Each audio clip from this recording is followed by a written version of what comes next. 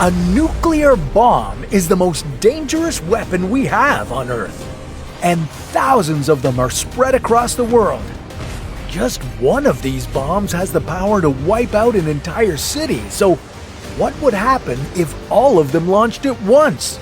And instead of their targets being here on Earth, they were headed for space. Why would this be a good thing? How dangerous would these nukes be? And how far away would they need to travel to keep us safe?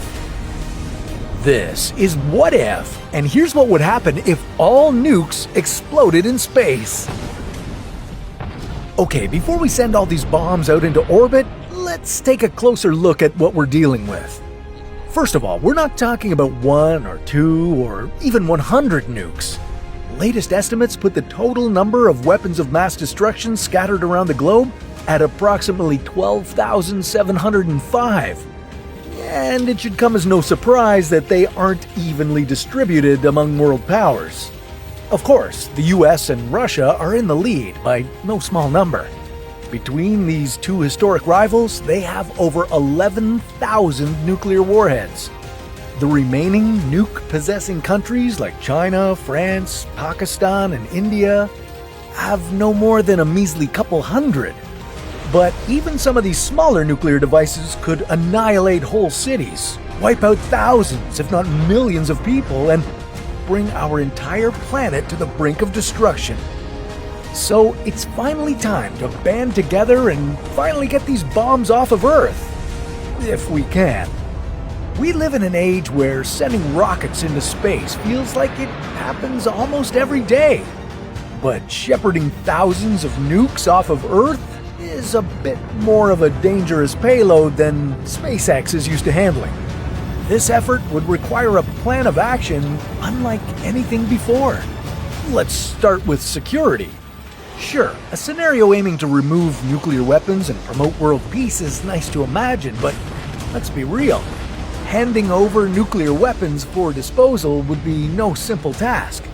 Besides, who would be the trustworthy candidates to carry out the job? Nuclear weapons programs have extremely strict security protocols.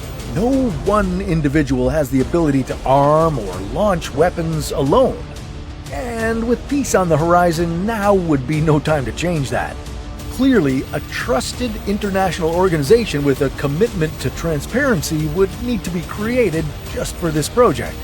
It would be staffed by world governments, scientists, and the brightest minds Earth has to offer. Security would need to be as tight as ever, though, because there could be criminal organizations interested in taking advantage of this situation to gain a unique amount of power in a future without nukes, or at least without thousands of them. But let's skip ahead to the more out-of-this-world aspects of this scenario. Launching thousands of nukes would require new rockets to be built specifically for handling radioactive cargo. In the case of a leak or damage, they would need to be guaranteed without a doubt that they would exit our atmosphere safely. These rockets would need all the same durability and heat-resistant technology as space shuttles. Plus, they'd need to be more powerful and be able to carry more cargo than ever before. Nukes can weigh thousands of kilograms, and our current rockets aren't carrying those kinds of cargo loads, so we'd need to compensate for that. Each weapon would need to be individually housed in a shock-resistant containment vessel. And these would need to be able to withstand various disaster scenarios, in case the launch fails.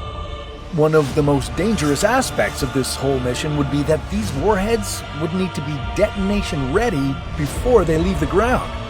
If just one nuke or rocket malfunctions, it's game over for Earth. To be extra safe, the neutral organization overseeing this launch would need to build a brand new launch site specifically for this mission. And it would make sense that this site would be far, far away from highly populated regions of the world, to avoid worst-case scenarios. So, once we start launching these nukes, where would they go? Well, keep in mind that the International Space Station is orbiting Earth at over 400 kilometers above sea level, so we'd need to make sure that the rockets would speed well beyond this point. The last thing we'd want to do is to send any astronauts stationed there to the most explosive death possible. Now, if we did detonate the nukes too close to Earth, a whole mess of things could happen. Now, down on the ground, you'd be fine. Since space has no atmosphere, the explosion wouldn't produce the typical blast wave or mushroom-shaped cloud that we're used to seeing. You'd still see an explosion, but it wouldn't be nearly as violent. And the radiation would be too far away for it to harm Earth. But that doesn't mean nothing bad would happen.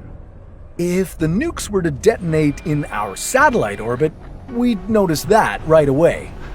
The explosions would create all kinds of space debris that would disrupt and destroy satellites. This would threaten our communications, information, and navigation systems around the world. Not to mention, the nukes could create an electromagnetic pulse over various countries, knocking out our power grids and cell phone towers. Despite this being an attempt at world peace, it could push the world into chaos. Now, what if we tried detonating the nukes a little further from Earth? The safest bet would be to set the detonation zone at or beyond the Moon's orbit, about 384,000 kilometers away. As long as we don't hit our biggest satellite, this would be the best way to minimize the effects of this explosion back on Earth. Okay, finally, it's time for the new Big Bang. Staring out at the night sky, you'd first be treated to a sequence of brilliant flashes, almost like distant stars spontaneously combusting all at once. But you wouldn't see all 12,000 explosions at the same time. We'd time it to be a long series of blasts, spread out over weeks or months to ensure the safest, most controlled conditions. From Earth, the view would be mesmerizing. People all over the world would gather together to celebrate and watch the distant radioactive fireworks. And the flash of the explosions wouldn't be the only visual phenomenon you'd be treated to. All that energy released in these nuclear blasts would create new auroras to decorate our night sky all over the planet. These auroras would be useful to scientists who could analyze an abundance of data on the interaction between radiation and the Earth's magnetic field.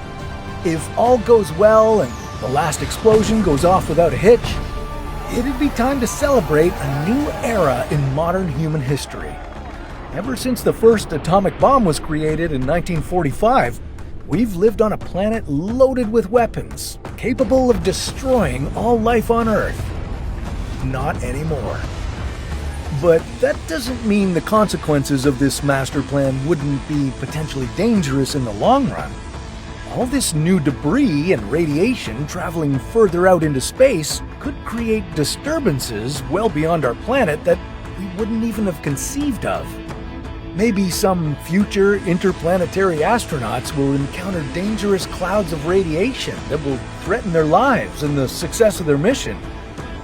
So, although disposing of our nuclear weapons in space could potentially benefit Earth, we'd have to be aware of the downsides that could unfold.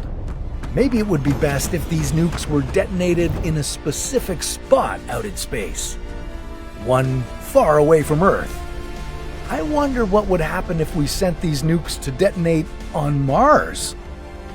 Some have suggested that might make the planet more habitable. But that sounds like a story for another What If.